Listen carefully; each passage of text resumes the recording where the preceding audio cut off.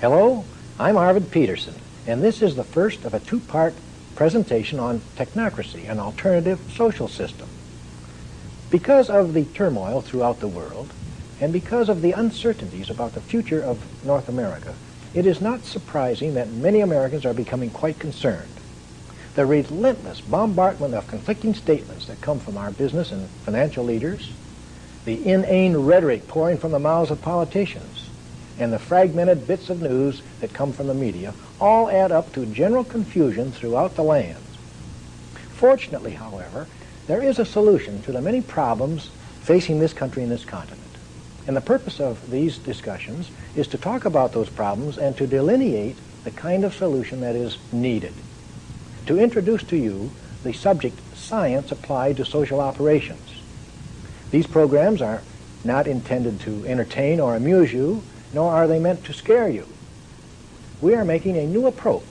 It is not political, financial, philosophical, legal, religious, or moral. It is a technological approach. Technocracy is the scientific answer to America's social problems. The analysis that we shall make is quite different, and the design for social operations that will be presented a little later is uniquely American. It has no counterpart anywhere else in the world. You are aware of many of the problems that are facing this country and this continent. Here are a few of the most obvious of them. We have runaway inflation, ever-increasing taxes, chronic unemployment, political corruption at all levels of government, serious energy shortages, business instability, rampant crime, poisoning of the environment, and so forth and so on. As a nation, we have failed to solve any of these problems because we refuse to recognize the cause. All of these difficulties emanate from a single source, and that is the outmoded economic system under which we are operating. The basic cause of our troubles is the price system. Now, that term price system might be new to you, but it is the fundamental structure that is out of step with 20th century North America. We're not talking about capitalism or free enterprise or any of the terms that the economists are prone to use, nor are we referring to political controls. We're talking about the basic system that all nations use in their day-to-day affairs, buying and selling in the marketplace. Here is the definition. Any social system that exchanges goods and services by trade or commerce that's based on commodity evaluation and uses debt tokens or money is a price system. And today, all nations, regardless of what political ideology they may hold, whether it's democracy, autocracy, plutocracy, monarchy, socialism, communism, fascism, or whatever, you name it, all of them operate within the framework of a price system. Every one of them buy and sell goods in the marketplace, and they all use money in one form or another. Price systems everywhere, past and present, have two basic requirements. There must be scarcity, and there must be growth or expansion. Now, in the past, these two conditions were met in the United States, and the price system did work moderately well. Scarcity was needed, of course, to establish value or price, and scarcity was a natural phenomenon. In the development of this country and in the westward movement, there was plenty of room for growth, and we certainly did grow. Today, however, these two conditions are very elusive, and the price system is running into much, much trouble. Scarcity has been abrogated by the advent of technology, and in the absence of scarcity, there's just less growth. We have reached a point in our national development where we can produce more of everything than we can consume, so expansion just isn't needed. In the price system, money or debt is the lifeblood of the system, and therefore it is necessary to continuously create new debt to validate the existing debt. So our financial manipulators are always seeking new ways to justify the creation of additional debt. Now, to better understand the present social instability, we should review the principal physical events that have led up to the current mess in which we now find ourselves. And to get a better perspective, let's establish a time reference.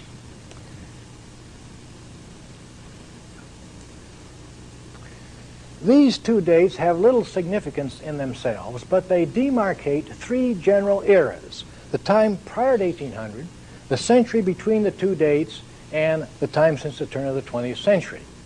We are going to add many more details to this chart, but to begin with, we will state positively that prior to the year 1800, North America was a low-energy civilization.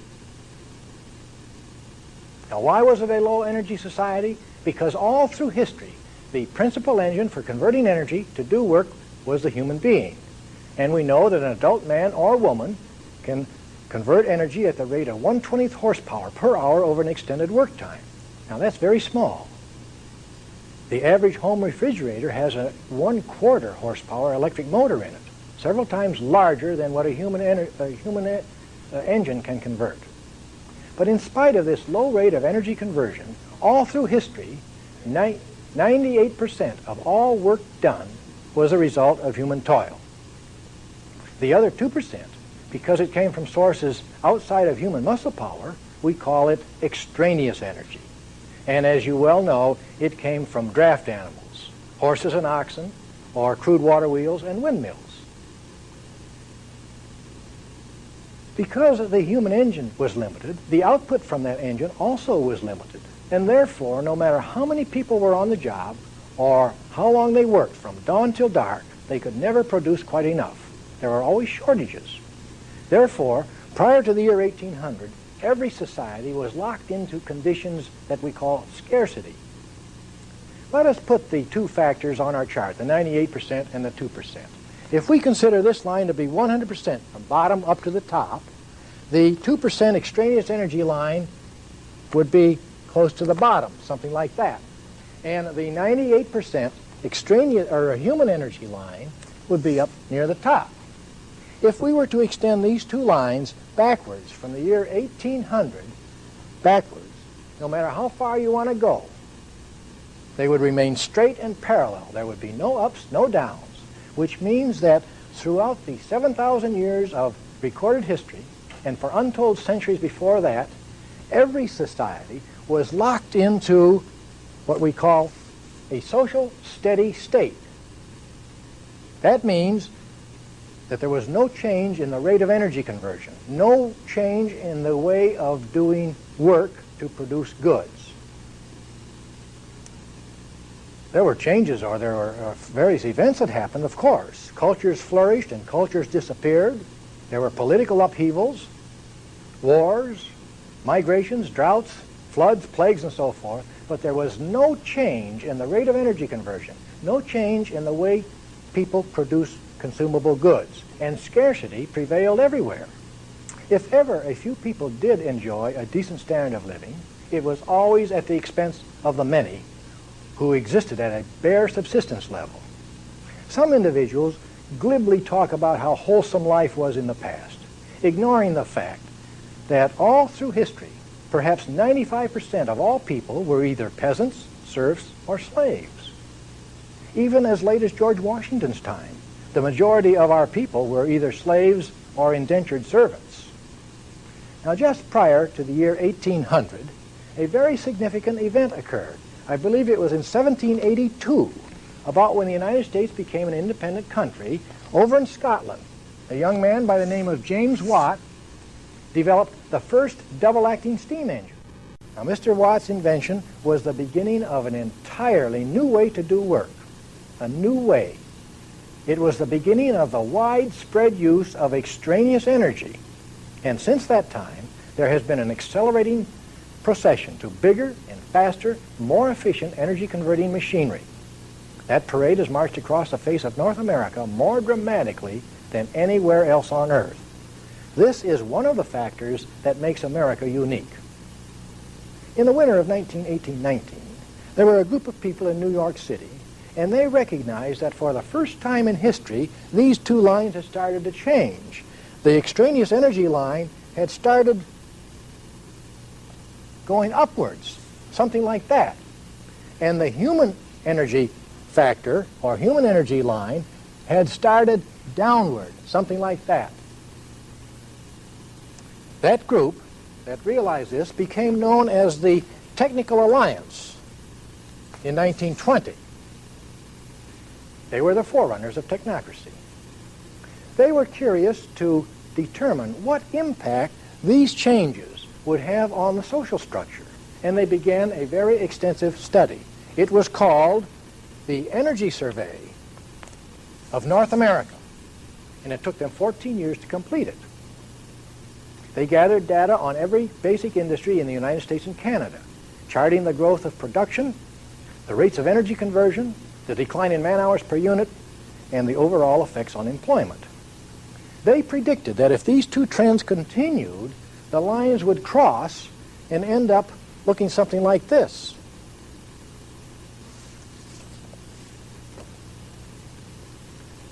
The Technical Alliance were probably the first ones to recognize that we had evolved from a low-energy society to a high-energy society. That is, the 98% human energy factor had dropped way down to 2%, and the extraneous energy factor of 2% had gone all the way up to 98%. This was a condition that was just the opposite of what it had been all through history. Today in the United States, we have over 27 billion horsepower of installed prime movers. Now that might have little significance to you, but consider the magnitude of this change in this way. Prior to the year 1800, it is doubtful if any society ever had an energy conversion of more than 2,000 kilogram calories per person per day. In North America now, we are converting over 220,000 kilogram calories per person per day of extraneous energy. That represents more than a 100-fold increase, a gain of over 11,000%. This is what makes America unique. No other area is quite like it. The United States possesses over 1/3 of the technology of the world, and we have only 6% of the population. We are the first and the only country to reach a stage of technological development where we can produce more than we can actually consume.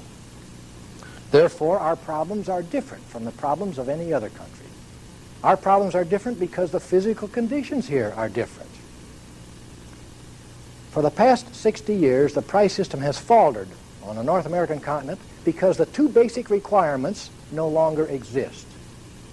The Technical Alliance recognized this, and they predicted that there would be some major economic dislocations. The data on their charts supports these conclusions. Now, their original survey covered every manufacturing industry, and they plotted its growth on an individual chart.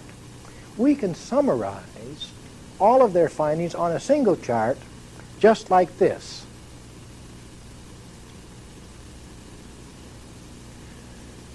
This chart is a composite of all of the individual charts made by the Technical Alliance. As you can see, it is entitled Irreversible Trends Shaping, or that shape America's Destiny. There are going to be 3 curves on this chart, and they show the long-time trends. The many small oscillations of the curves have been smoothed out to show those trends.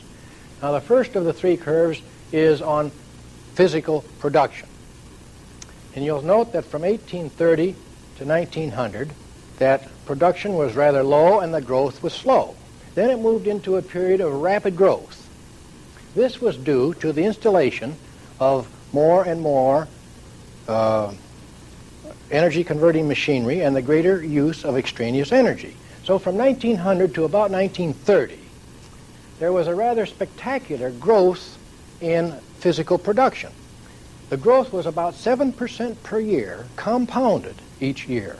That represents an exponential type of growth, which means that the rate of growth each year was greater than the rate of growth of the preceding year.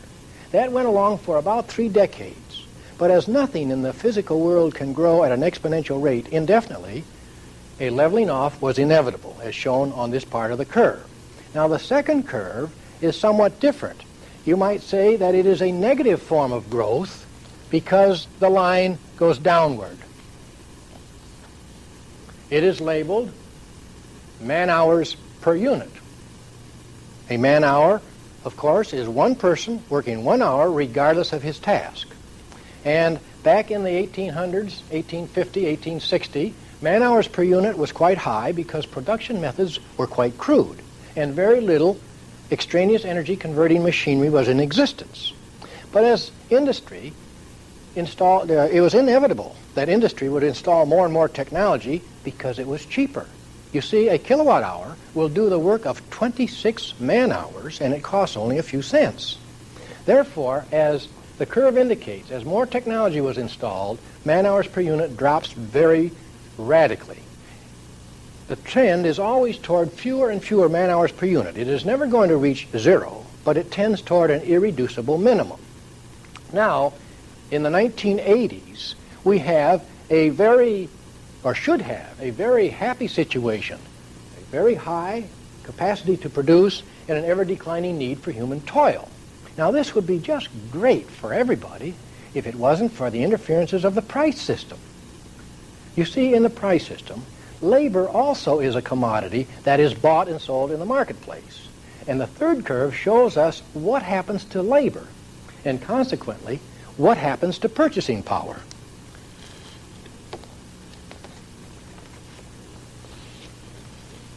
The third curve is titled total man-hours, which represents the sum total of all time put in on the job in manufacturing by all people.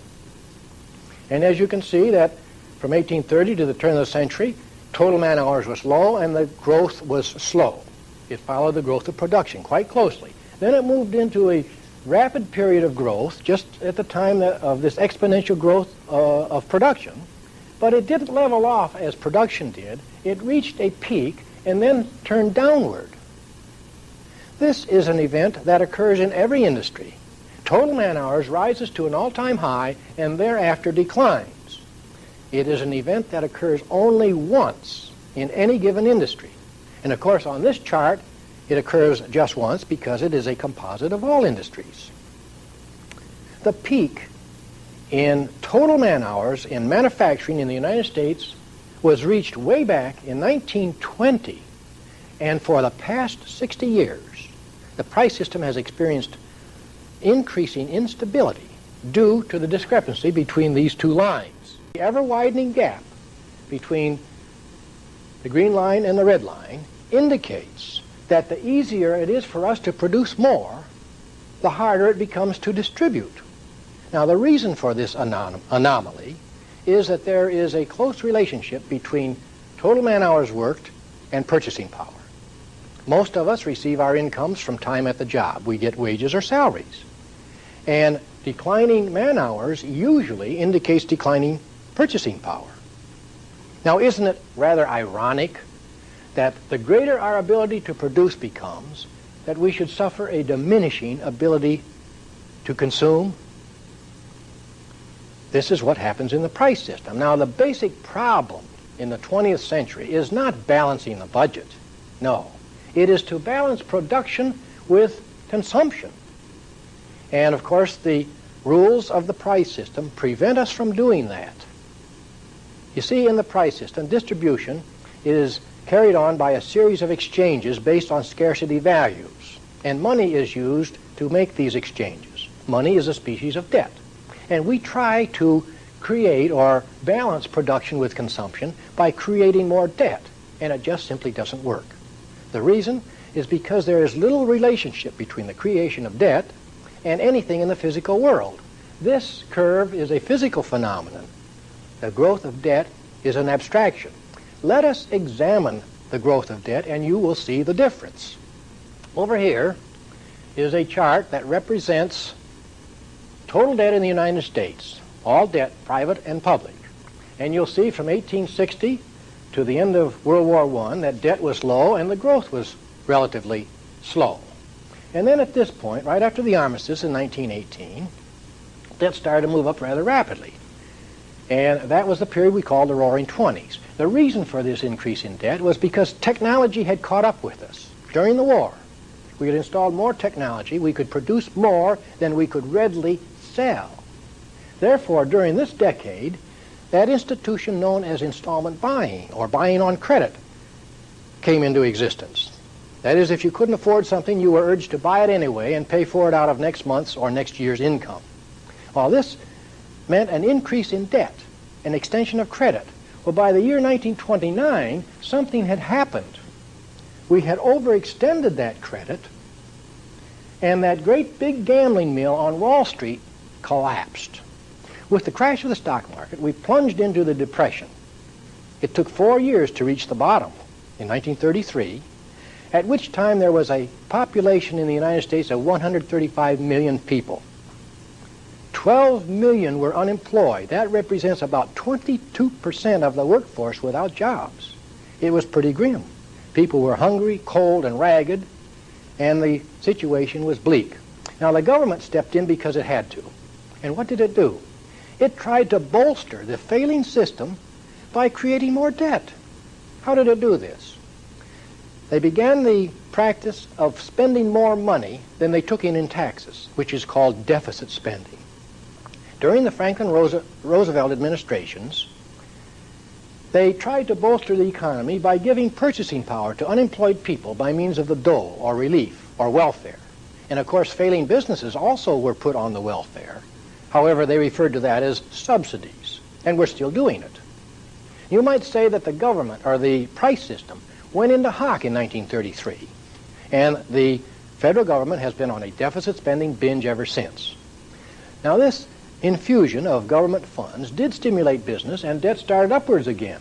Now, at this point, something else happened. There was another reprieve for the failing system in 1941.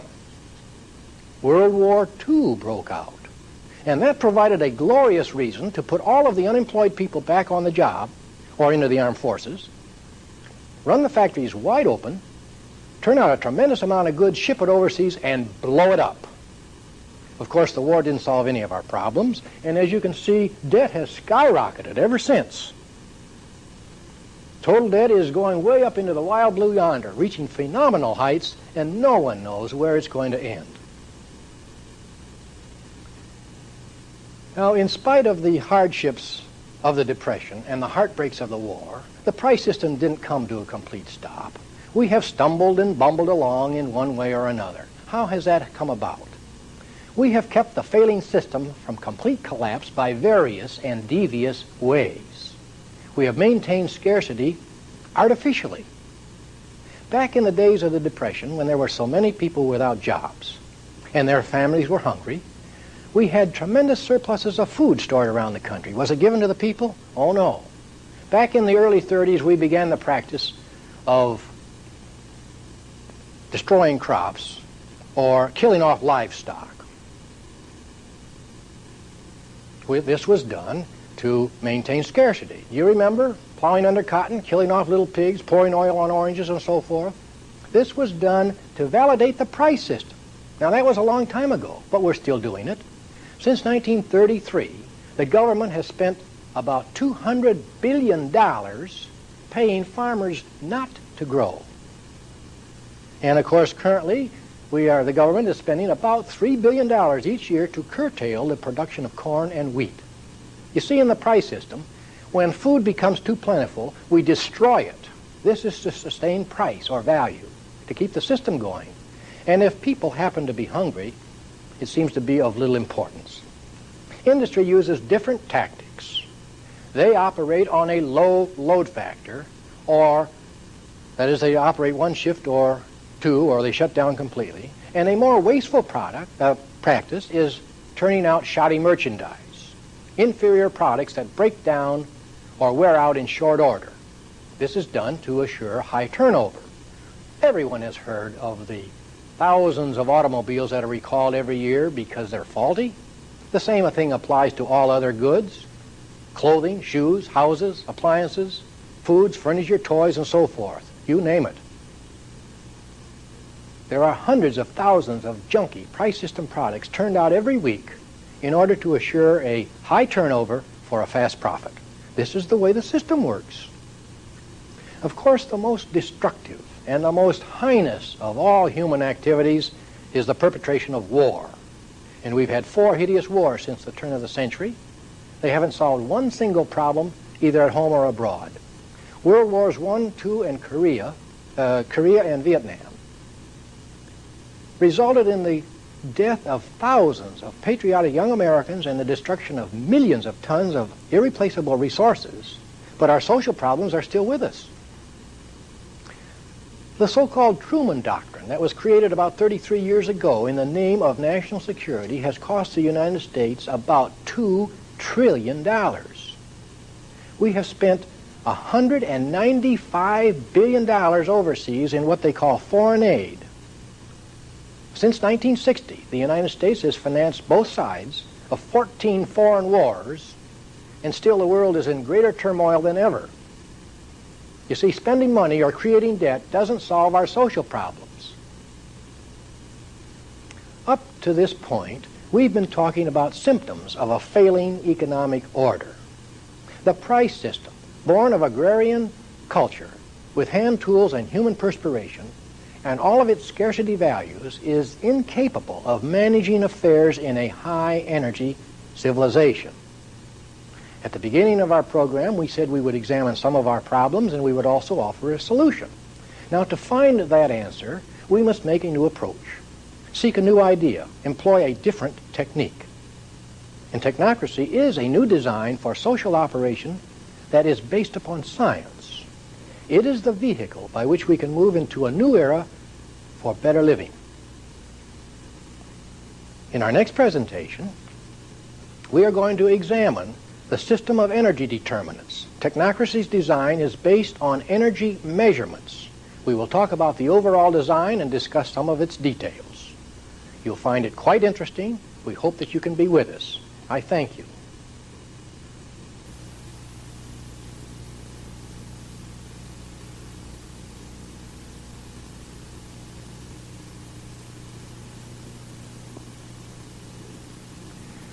Hello, I'm Arvid Peterson. In our last presentation, we reviewed the principal physical events that have occurred during the 200 years of our industrial history. The early stages in the use of extraneous energy were mentioned, and it was pointed out that the scarcity values of the price system were a natural result of hand tool production and human toil. The Industrial Revolution that began in England and then spread to Europe eventually crossed the Atlantic, where in America, technological advancement soon surpassed all of that in Europe. We also reviewed the problems and the paradoxes that exist today due to the conflict between the rapid advancement of technology and the immense growth of energy-consuming mechanisms on the one hand, and the long-established customs and folkways on the other hand. And it is the resolution of this conflict that must take top priority if we are to continue as a high-energy civilization in North America. Now, in the past, we operated mainly as independent productive units. In both agriculture and industry, the operations were handled by individuals or by families, and the interdependence among the many small operations was very slight, or maybe it didn't exist at all. And the total production was the statistical sum of all of the small operations. Opening or closing of any one of these little establishments had small effect on any of the others, and the probability that a major number of them would open or close simultaneously was remote. Human labor, of course, played a principal role in that kind of a productive process. Consequently, any increase in production always required a corresponding increase in the hours of human effort. Individual ownership of farms and factories made possible the direct exchange of goods on a barter basis or with hard currency, and a relatively stable economy did exist. Individual wealth could be and was acquired through for a return for diligence, thrift, and hard work. Today, however, all these conditions are changed. Let me explain. In 1830, the population of the United States was about 12 million, and we consumed 75 trillion BTUs of extraneous energy in that one year. Today the population is approximately 225 million, and we are using over 86 quadrillion BTUs of extraneous energy each year. In other words, during the past 150 years, our population has grown about 20 times, but the use of extraneous energy has increased 1,150 times. This is an entirely new order of magnitude. Science as a system of investigation is only about 400 years old, and technology as a means of applying scientific knowledge to performing practical tasks is probably half that old. Science and technology, with the concomitant widespread use of extraneous energy, has changed our way of life more in the past 80 years than in the previous 70 centuries. Our industrial progression was something like this. The small plants began to get bigger and employ more workers, and competition got keener. Then extraneous energy converting machinery was designed and installed, and the plants got still bigger. Then companies were formed, mergers took place, and more technology was installed. As markets began to grow geographically, corporations were formed, and then automation came into existence. And throughout all of these steps, the number of plants has steadily declined. For example, at one time there were several hundred manufacturers of automobiles. Today there are less than a dozen. Likewise with food processors, textile producers, furniture makers, shoe and clothing manufacturers, and all of the other commodities that we use. Today, in some industries, a mere handful of plants can produce enough goods to supply the whole nation. In a few instances, a single factory can supply the entire population. And in agriculture, the same thing applies. The many small farms got larger and fewer, or they became agro-industries.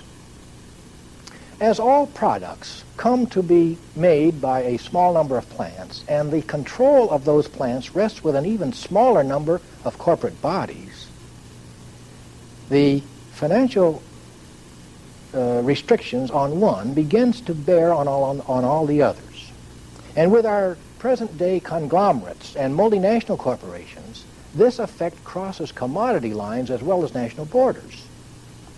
This condition creates the probability that as one company or one corporation increases or decreases production, so will all of the others. And it is this unison of increase or decrease and the financial restrictions that accompany it that magnifies the oscillations from near capacity output to near complete shutdown. Today, almost the entire population is dependent on the uninterrupted operation of our technological mechanisms. About 3/4 of the population live in urban centers and 1/4 in rural areas. However, 100% of our population is dependent upon the continuous flow of goods and services. Even the farmer depends for gas, electricity, telephone service, clothing, and most of his food from sources outside of his own place. When human toil was the principal source of energy, it was possible to maintain a tolerable distribution of goods by monetary payment for hours of labor. But today, any distribution that's based on hours of toil can lead only to frustration for individual persons and stagnation for the whole system. The archaic system of exchanging goods on the basis of scarcity values and the fictitious concepts of property rights that go along with it are completely out of phase with our modern methods of production. Not only does the price system interfere with the welfare of most Americans, but it has become a dire threat to our very survival. Human beings have learned how to design, build, and operate energy-converting devices of such magnitude that the whole planet Earth is in danger of total destruction unless a functional form of operation is adopted soon. Now, the complex of circumstances that have just been summarized forms the basis of our current economic and social problems. And ironically, it contains the essence for the solution. Technocracy's design is a scientific approach to human affairs. It is based on the proposition that all phenomena involved in the functional operation of a social mechanism are measurable. The common denominator for all activities is energy conversion. Everything that we produce, transport, and consume requires energy degradation in some way. Nothing in this physical world occurs without the consumption or the conversion of energy. And energy, of course, is measurable. Technocracy's design for social operations will balance production with consumption by means of energy measurements.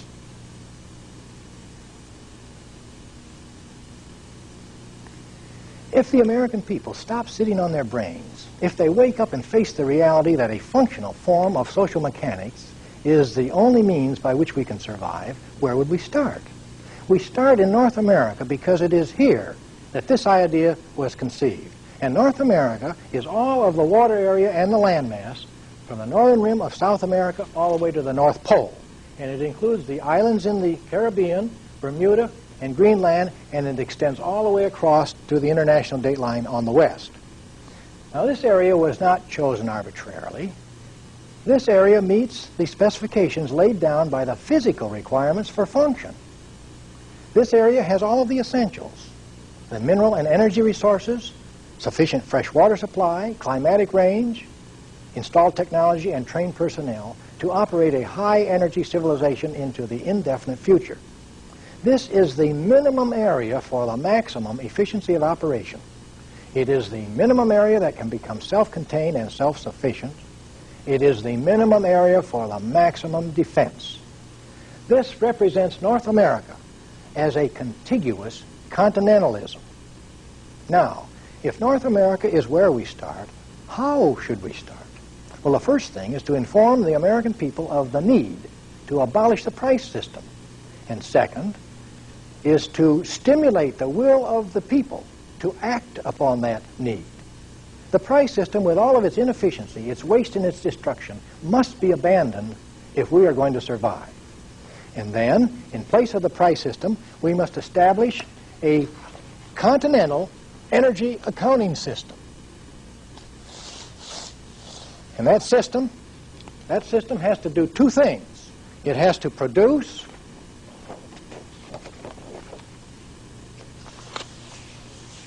and it has to distribute.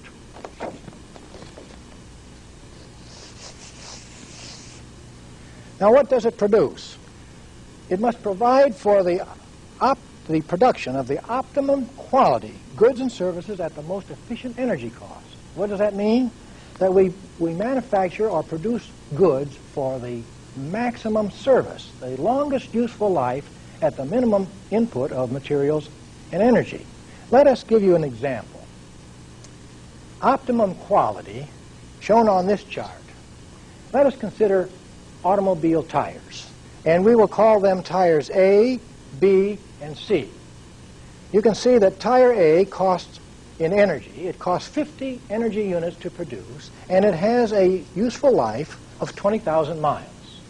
Tire B costs 100 energy units to build, and it lasts 60,000 miles.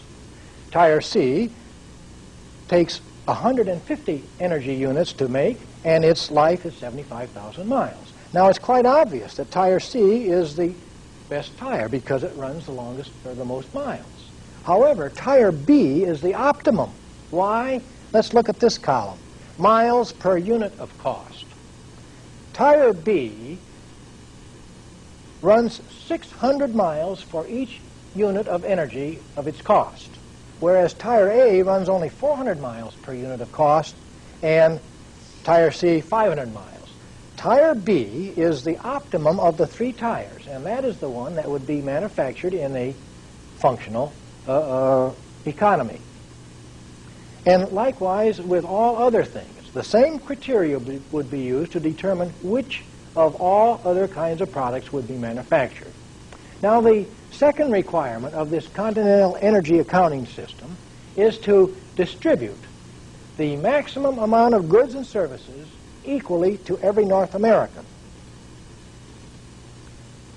Now, with the elimination of the price system, and in the absence of debt tokens or money, how would an individual make a purchase? How will a person acquire the things that he needs? Well, an integral part of this energy accounting system is the energy certificate, or the distribution certificate.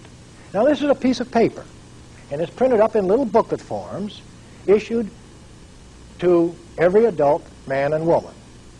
Everyone gets an equal share of the total.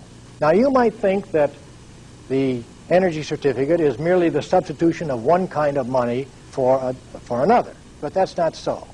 Money is a debt token. It is a promise to pay a debt. The energy certificate is part of a measuring system. There's a vast difference between the two. Money is a medium of exchange, and it has value. The energy certificate is a medium of distribution, and it is used for measuring, and there's quite a difference. Let's consider how they differ. The certificate is issued for a specific time period, and then it is canceled. Not so with money. The certificate is issued to a specific person, and only that person can use it. Money, by the way, or otherwise, is negotiable by anyone.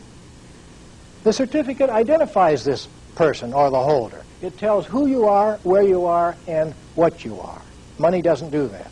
The certificate also records when you made your last purchase, where you made it, and it even describes the item that you bought. Money doesn't do any of those things. Now, the certificate also is part of a 24-hour inventory control. Money isn't. The certificate helps to maintain a supply of stock on hand at all times, and it's an integral part of the system for planning production schedules. Further, it is a guarantee of security because it is issued to every person, male and female alike. Not so with money. The certificate is issued to everybody as a right of citizenship, and no one can deny you that right. There are many interesting features to the energy certificate. For example, let's consider how the use of this would affect crime. We are told in the price system that by the police, by the judiciary, and the criminologists, that most crime is committed for money, reasons involving money. Maybe 95% of it is committed for that reason. The certificate would probably eradicate most of that kind of crime for a number of reasons. First of all, it's issued to an individual. That means that you couldn't loan it, borrow it, lose it, steal it, give it away, or bribe somebody with it. Nor could you control or curtail production, nor could you exploit another human being with it. And it is good for a given time period, and then it is canceled. That means that it would be useless to try to save it, hoard it, gamble it, or invest it. In other words, all you can do is spend it. And you must spend it only on things that you yourself can consume. There are many other features to the energy certificate, but let's consider a second major component of Technocracy's overall design. Technocracy's overall design is predicated on the balanced load. Now, this requires a slight modification to the calendar, and we suggest a functional kind of calendar wherein the days of the year are numbered consecutively, 1 through 365. This chart shows a portion of such a functional calendar, and it runs from the 81st through the 94th day. You'll note that there are 7 groups listed over here on the left, and the 7 groups represent the functioning or the working populations. That is, they are both men and women between the ages of 25 and 45, and these groups work on a staggered work schedule. For example, Group 1 functions or works 4 days, they're off 3, on 4, off 3, on 4, off 3, and so forth, for 41 periods. Now, this totals 165 working days for the year, leaving an annual vacation of 78 consecutive days. This service, of course, would be required of everyone, male and female alike, for 20 years of their lives. And at age 45, it would be possible to retire with absolutely no reduction in purchasing power or any other rights of citizenship. Now, the working shifts probably would run about 4 hours a day. Therefore, by staggering the hours in the day and the days of the week, each individual would put in about 16 hours per week. However, all of our facilities would run 24 hours a day, 365 days of the year. That means that we could greatly reduce the number of facilities, factories, plants, and so forth, at a tremendous savings in energy and in materials. And this balanced load would put a balanced load on all of our production facilities, all transportation and communication systems, all recreational facilities, and so forth.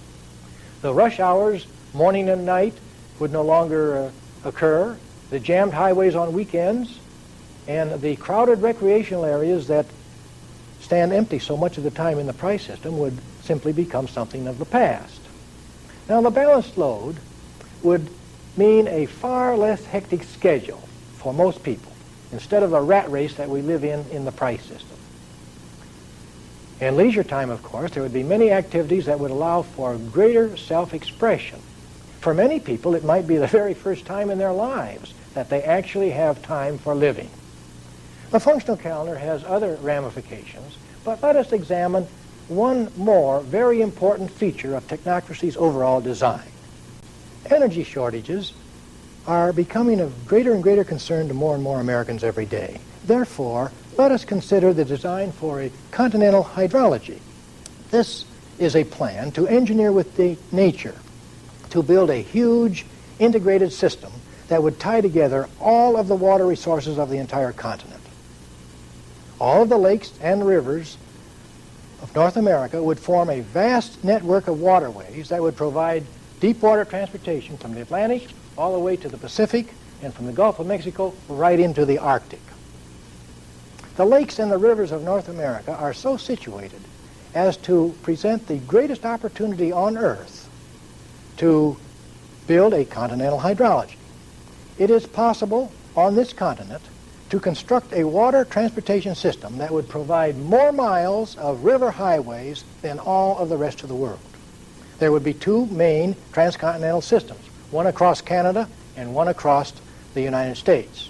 On the chart are shown the many interconnected rivers and lakes.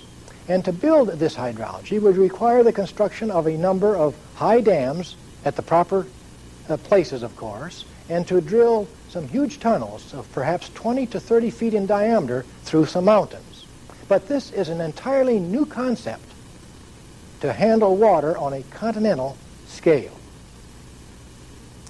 And of course, modern hydraulic lift locks would have to be built. These would be capable of raising or lowering 65,000 tons, a height of 400 feet in only 15 minutes. Such a continent-wide system would also include the design and construction of self-propelled barges of about 25,000 tons capacity each. And the barges would be interchangeable. Therefore, when they're coupled together, 2 wide and 6 long, making up a marine train of 12 units, they would have a capacity of 300,000 tons. These marine trains would become the backbone of the new transportation system of North America, carrying freight to every area of the continent. And we might mention also that these trains could be designed or modified so as to carry classrooms and dormitories on their top decks. This would provide the means by which young people during their educational years could travel the length and the breadth of North America, and they could see for themselves firsthand how America works and plays. Water transportation is by far the most economical of all forms of transportation. Let me give you some comparisons of cost in energy. To move 1 ton, 1 mile, it takes about 41,000 British thermal units of energy to do it by airplane. It costs 2,400 BTUs to move 1 ton, 1 mile by truck, 720 BTUs by railroad, and only 450 BTUs to do it by waterways. So you can see water transportation is by far the cheapest in energy cost.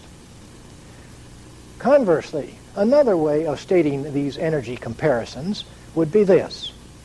1 gallon of diesel fuel will move 1 ton 3 miles by airplane, 50 miles by truck, 180 miles by rail, and over 300 miles by water.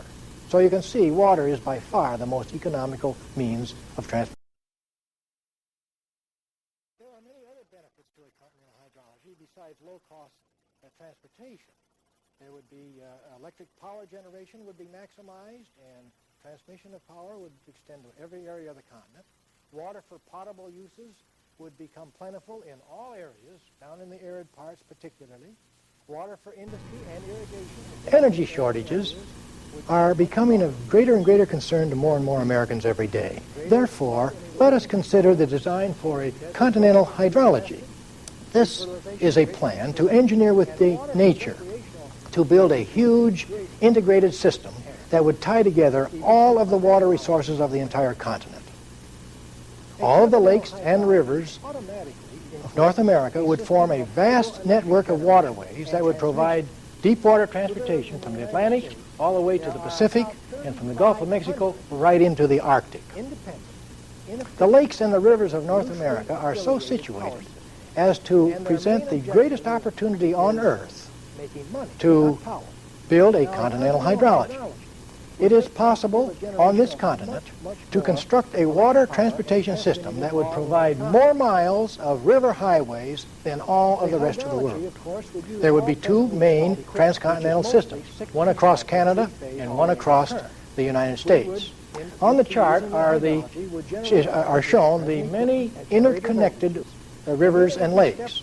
And to build this hydrology would require the construction of a number of high dams at the proper places, of course, and to drill some huge tunnels of perhaps 20 to 30 feet in diameter through some mountains. But this is an entirely new concept to handle water on a continental scale. And of course, modern hydraulic lift locks would have to be built. These would be capable of raising or lowering 65,000 tons, a height of 400 feet in only 15 minutes. Such a continent-wide system would also include the design and construction of self-propelled barges of about 25,000 tons capacity each, and the barges would be interchangeable. Therefore, when they're coupled together, 2 wide and 6 long, making up a marine train of 12 units, they would have a capacity of 300,000 tons.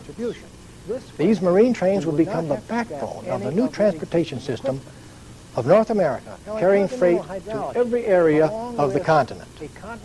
And we might mention also that these trains could be designed or modified so as to carry classrooms and dormitories on their top decks. This would provide the means by which young people, during their educational years, could travel the length and the breadth of North America, and they could see for themselves firsthand how America works and plays. Water transportation is by far the most economical of all forms of transportation. Let me give you some comparisons of cost in energy.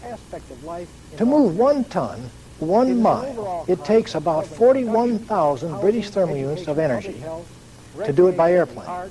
It costs 2,400 BTUs to move 1 ton, 1 mile by truck, 720 BTUs by railroad, and only 450 BTUs to do it by waterways. So you can see water transportation is by far the cheapest in energy cost. Conversely, another way of stating these energy comparisons would be this. 1 gallon of diesel fuel will move 1 ton 3 miles by airplane, 50 miles by truck, 180 miles by rail, and over 300 miles by water. So you can see water is by far the most economical means of transportation. There are many other benefits to a continental hydrology besides low-cost transportation. There would be electric power generation would be maximized, and transmission of power would extend to every area of the continent. Water for potable uses would become plentiful in all areas, down in the arid parts particularly. Water for industry and irrigation, again in the arid areas, would cover much broader regions. There would be greater flood and erosion control, and desert growth could be arrested, refertilization greatly improved, and water for recreational uses would be greatly, greatly enhanced. Even some climatic modifications might be achieved. A continental hydrology automatically includes a system of hydroelectric generation and transmission. Today in the United States, there are about 3,500 independent, inefficient, loosely affiliated power systems. And their main objective is making money, not power. Now, a continental hydrology would make possible the generation of much, much more electric power and transmitting it all over the continent. The hydrology, of course, would use all presently installed equipment, which is mostly 60-cycle, three-phase alternating current. We would, using the hydrology, would generate current with present equipment at generator voltages, and then it would be stepped up to 1 million volts AC, three-phase, and converted to direct current. Now, the direct current, as shown on this chart, would be transmitted by long-distance transmission lines at 1 million volts DC, and the conductors would be 2.5 million circular mill copper conductors, or aluminum equivalent. They would be encased in pipes buried underground. This would provide the protection from the weather or the hazards of idiots with guns and things like that. And there would be two parallel circuits. Transmitting current at 1 million volts or greater DC, we can move it or transmit it all across the continent, a distance of over 3,000 miles with a line loss of only 10%. Now, for local distribution of the power, it would then be converted at 1 million volts back to AC and stepped down to the necessary voltages for secondary distribution. This way, we would not have to scrap any of the existing equipment. Now, a continental hydrology, along with a continent-wide system of rail transportation that Technocracy has designed, utilizing the latest in diesel propulsion on 3-meter gauge tracks, would provide faster, safer, and far more efficient transport for both freight and people. The two systems combined, the hydrology and the rail system, would end forever our dependence on any and all foreign sources for energy. Now, we have given you only a few of the highlights of Technocracy's design for a new America. There's a great deal more to it because this program encompasses every aspect of life in North America. It is an overall concept covering production, housing, education, public health, recreation, the arts, defense, research, and so forth and so on. It is a vast program. It is hoped that this brief introduction to the subject of science applied to social operations has aroused your interest and whetted your appetite to learn more, because there's a great deal more to learn. We have a course of study available, and it's available to every interested North American. We hope you take advantage of it. Social change is due on this continent. Social change is coming whether you like it or not. Social change is coming whether you are prepared for it or not. And Technocracy is the means by which you can prepare yourself so that you can decide whether you want science or chaos. Thank you.